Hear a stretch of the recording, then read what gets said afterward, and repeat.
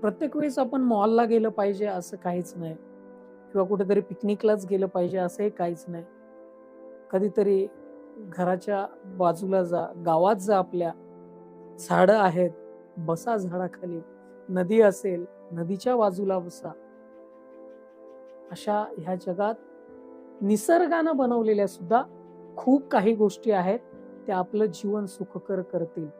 फक्त आपण त्याचा शोध घेत नाही आहोत आणि आपण खऱ्या जगण्याचा शोध घेतला पाहिजे. कारण गरज ही आता आपल्याला पडलेली आहे. कसली? तर जगण्याची.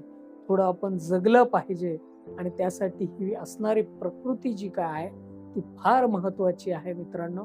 म्हणूनच आपापल्या प्रत्येकानं जीवनशैलीमध्ये, जीवन पद्धतीमध्ये जगत असताना नक्की धावण्याचा प्रयत्न करावा.